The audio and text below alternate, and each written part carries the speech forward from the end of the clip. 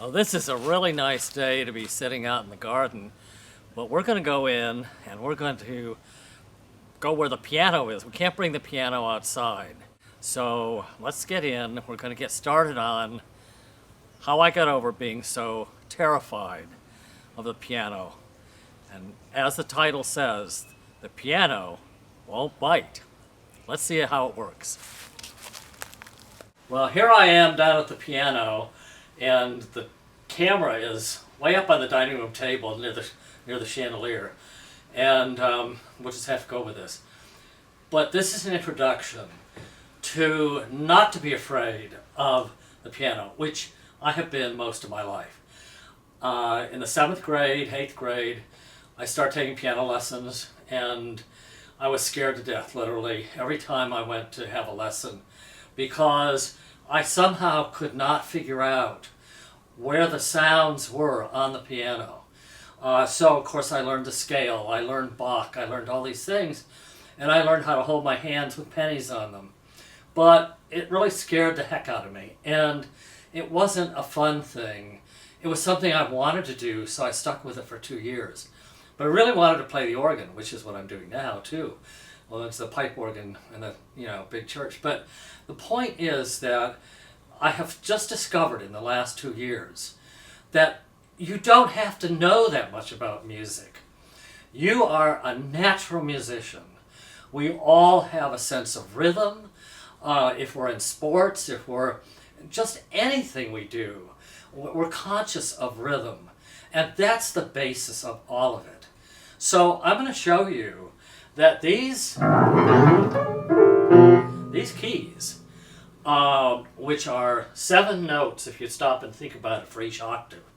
An octave, say, from C to C has, 7 notes. Octave is 8. So you come up back to the second C. But then we have these half notes, which are sharps and flats. And that makes, if you add the 5 of those to the 7 that we have here, I'm not good at math, but 7 and 5 comes out to be 12, I believe. Okay, so basically what we have is we have 12 notes. And you would think that learning the scales, F major, G major, C minor, blah, blah, blah, I could not do that. I had the same problem with foreign languages. I could get vocabulary, but I couldn't figure out how to put it together. And it nearly cost me going on to graduate school and a lot of other things. But that's the way I'm wired. And we're all wired differently. We all have different abilities and talents. But this is really something special, in that each note has its own individual character. This is what I found out. And it really was a metaphysical kind of realization that just as each one of us has an eternal individuality, which is God created, so is the same with the notes. And this is very hard to explain, but I can have you hear it, because that's what I finally heard. And I said, oh. And it was really Leonard Bernstein who did this thing for kids back in the, I think it was the 50s, 60s, maybe it was the 60s. And it was on Turner Classic Movies. And he did this thing as What is a Mode? You can get it on YouTube. And all of a sudden I realized that I was not thinking, my mind doesn't think of the scales that were popular from the Baroque period to the present.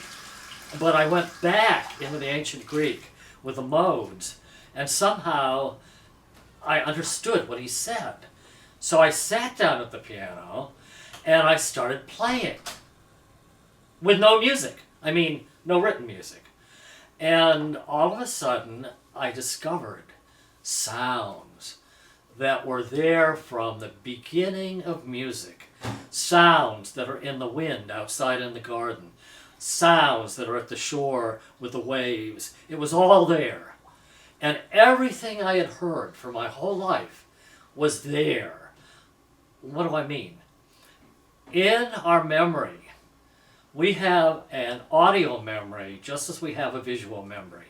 Think about visual images and how you see something and you never forget it.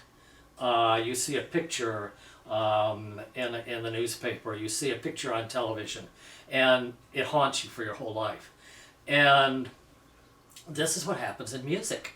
And, you know, I didn't realize it, but we have this extensive background, archives of sounds we have heard, music we have heard, whether it be Broadway or whether it be rock and roll or whether it be classical. I'm very grounded in classical, love the Baroque, but all of a sudden realized that I am me and you are you, and we're all individual in what we hear, how we hear it, and how we might actually play it.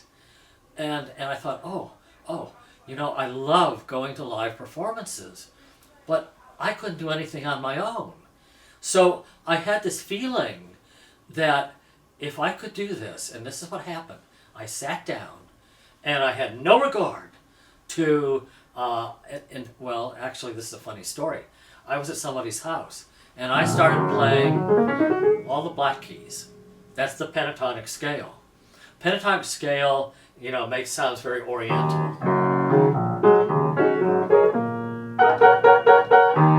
Okay, but what's very special is that it has no disharmonies.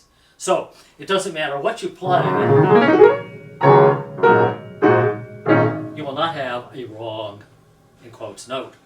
So I was playing this, and this person that owned the house, we were selling a painting, was on the other coast, and she said, "You do know how to play the piano." And I went like, huh? I mean, how wonderful. That's great. And then I found out that just recently that in the white keys, okay, with the black keys can present problems, I always thought, but no. They all can create harmony. And you don't have to be schooled in the vocabulary of scales and everything else, because in contemporary music, 20th century, for example, Schoenberg, all these Stravinsky early in the century, experimented with different ways of seeing it. And one of my favorite composers is Debussy. And Debussy used a lot of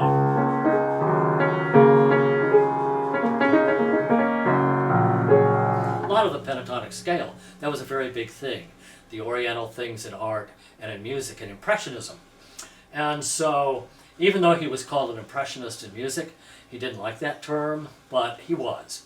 And so whenever I go to the beach, or whenever I see the waves, I hear La Mer. I mean, there's the waves, they're singing it. And I'm thinking, wow. And so, when I started combining the white keys with the black keys, in a non-premeditated way, I started creating music. So that's what I'm going to do for you. I'm going to show you how that works. The camera is way up near the ceiling, and I'm going like, I feel very funny talking to you while I'm playing, but I'll try it, and if it doesn't work, then I'll move the camera down here, and we can do that. So, what I'm going to do, and I'm just going to show you, I'm just start playing, and I'm going to use the sustain pedal, and whenever you have too much going on, just take your foot off the sustain pedal.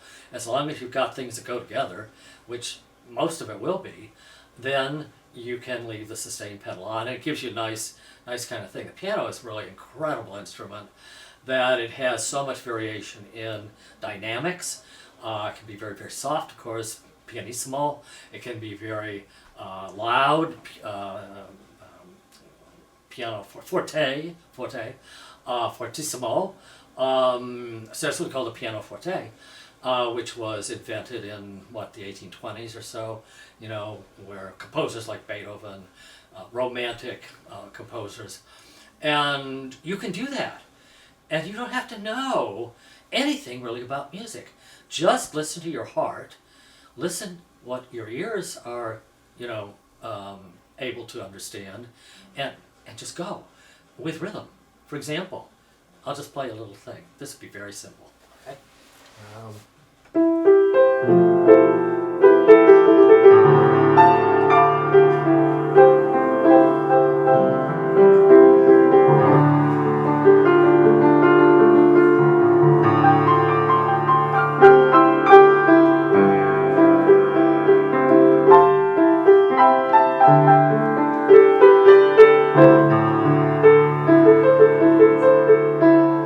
the trick in this is to somehow connect with the notes in your right hand with the notes in your left hand so they complement. And they don't have to. But if they do, you get this nice, it's very beautiful, sounds good. But let's get some of the sharps and flats in. Now, I'm just going to do this. I don't know what's going to happen, but I'm just going to start playing.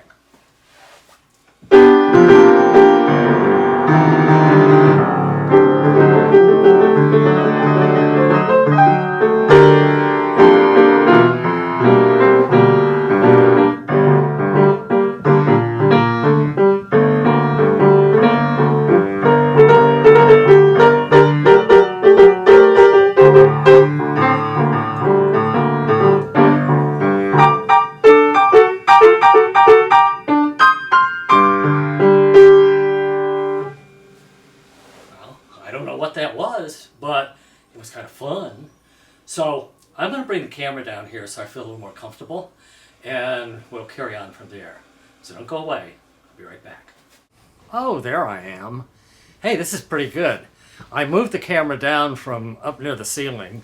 Almost took down the crystal chandelier because I had to go up on a stepladder, and then I had to go up to the camera, and well, anyway, we're down here now, downstairs, and I think this will work because I think you can see the keys. And what I'm going to do now is I'm just going to do a little bit of relating what I said about sounds.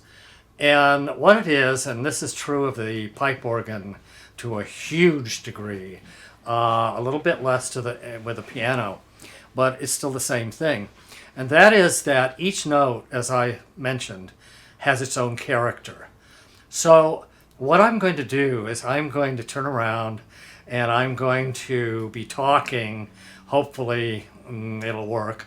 And what it's going to be is just listen to the sounds and what they evoke in your mind. And I'll be kind of talking about it.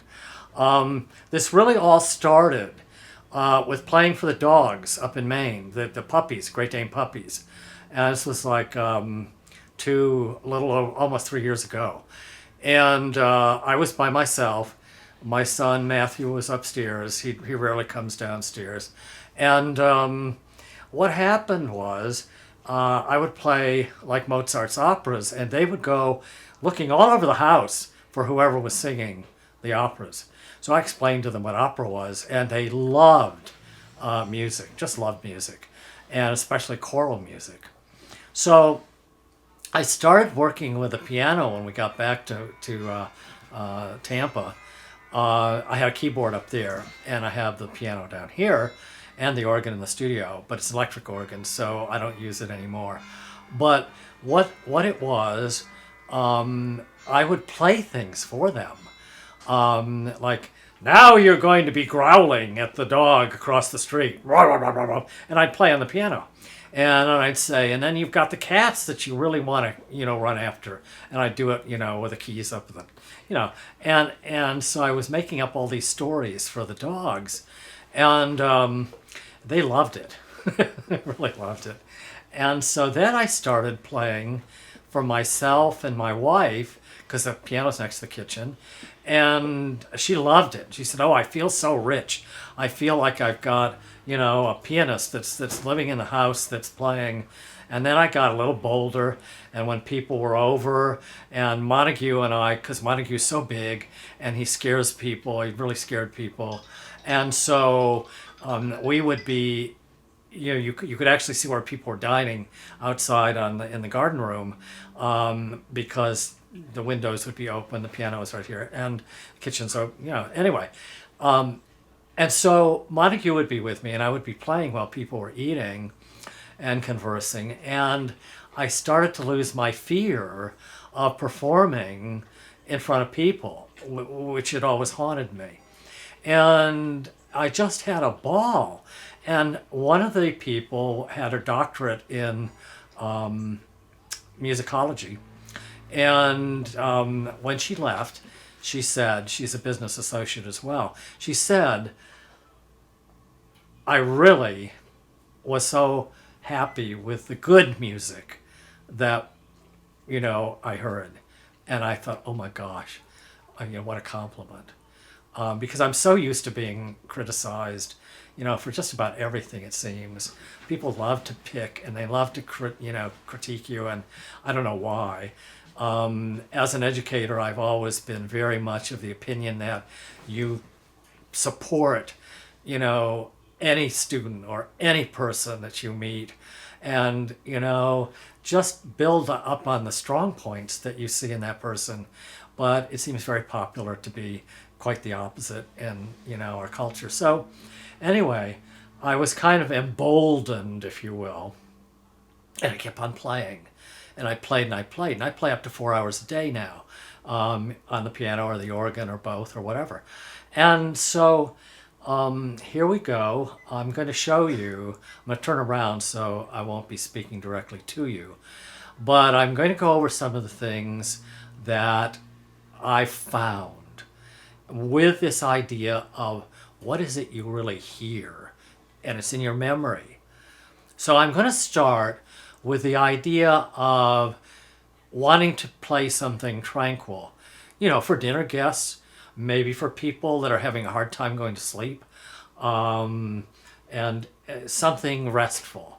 So what I'm going to do is I'm going to stay mostly with, I'm actually going to stay and start with C. For some reason I'm ending up on G all the time now. I don't know why. And C has overtones that have G in it, by the way. It's very, if you want to get into this, it's very mathematical. It's very complex in terms of the physics of sound. But you don't need to do that. And that's where I could go off on a tangent because I'm very intellectual. And so that would just take the rest of my life. But that's not where I want to be.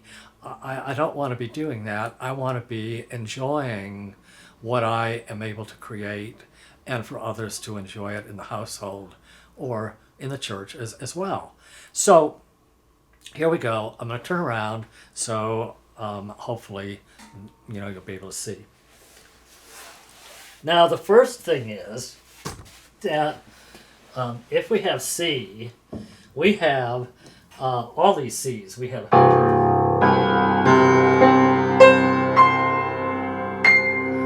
okay. Oh, we can go up to here. Woo! That's not good.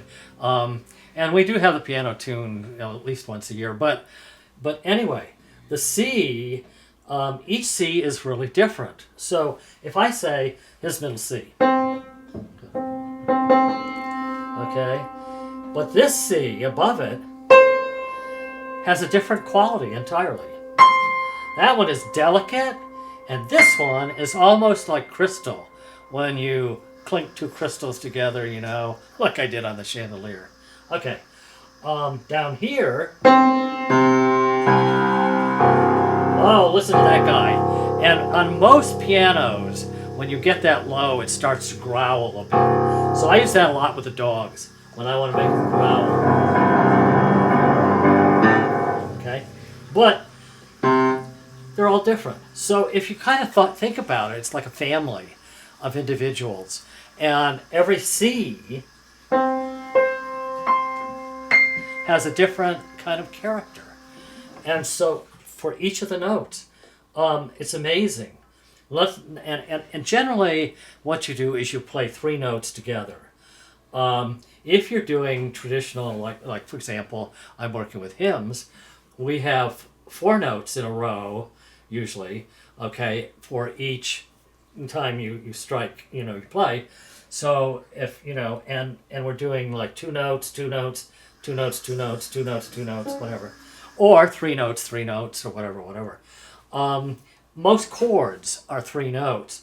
And this is something I don't really understand, but nevertheless, if I take C and I do, that's your major C chord. And now my problem is, many of you may have this as well, is that it's hard for me to read four notes at once. So sometimes what I do, and this has really been helpful, I roll the chord. In other words, if I'm going to play that chord, instead of playing, I'll do it like this. And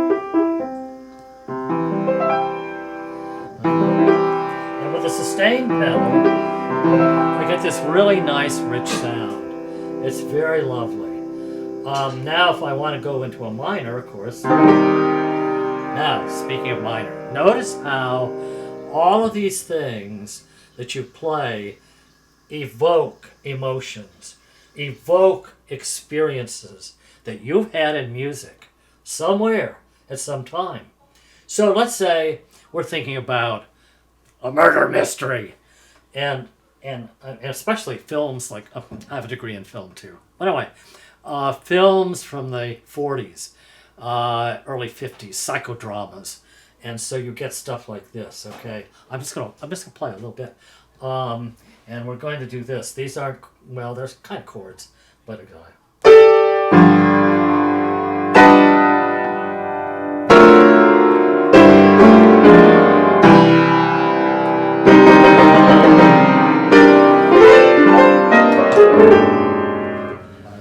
sounds pretty horrible, but it might be great in a film score.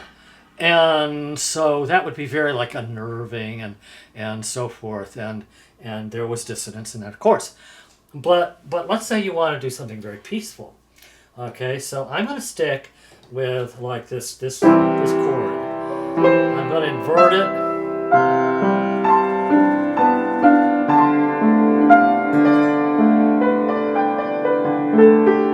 The melody is in my right hand, and I'm doing a little bit here, but you can. And sometimes you can go into something totally different like that. Where'd that chord come from? I don't know. But it sounds kind of good.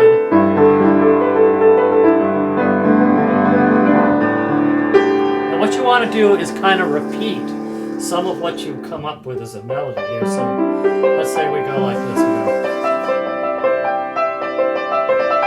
Now it all has to do with rhythm, because you can take that,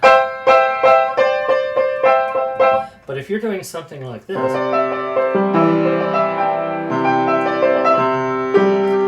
it's the rhythm of it. Now I also discovered there was a whole 2 weeks where I was doing nothing but something that sounded like Eastern European folk tunes, and I don't know if I can do it right now. And then I went into a tango period, and then I went into kind of a blues period.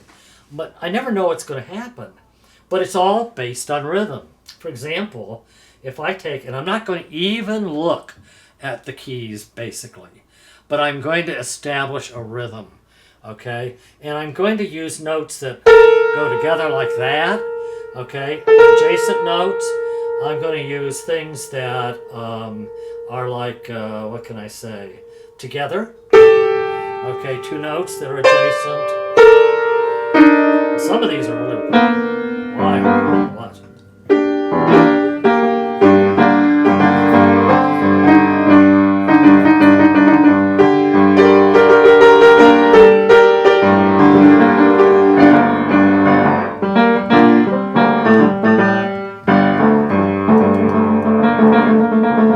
And if you make what you think is a mistake, just repeat it.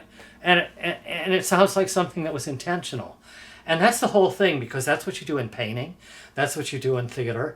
What you do is you just want to have this engagement of, what people are hearing or seeing that relates. When you establish a rhythm, it can be very friendly. It can be very jovial. It can be very somber. It can be very... it has all these emotions, and so it has this character.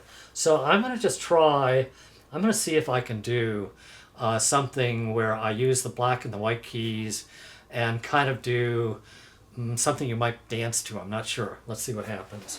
Okay.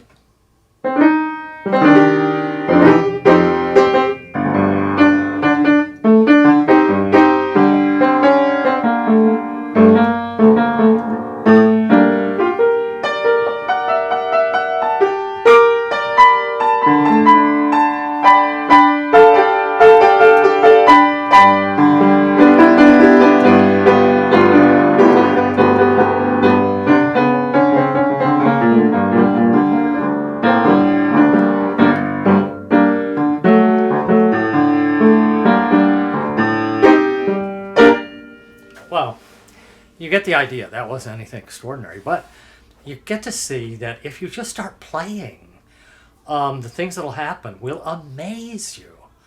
And all of a sudden you'll be saying like, oh, I can do this. I can really enjoy playing the piano.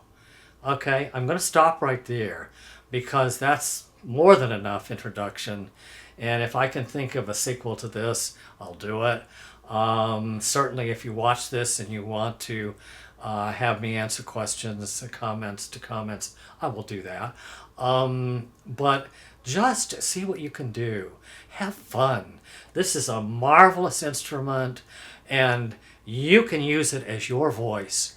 I think that's the important thing.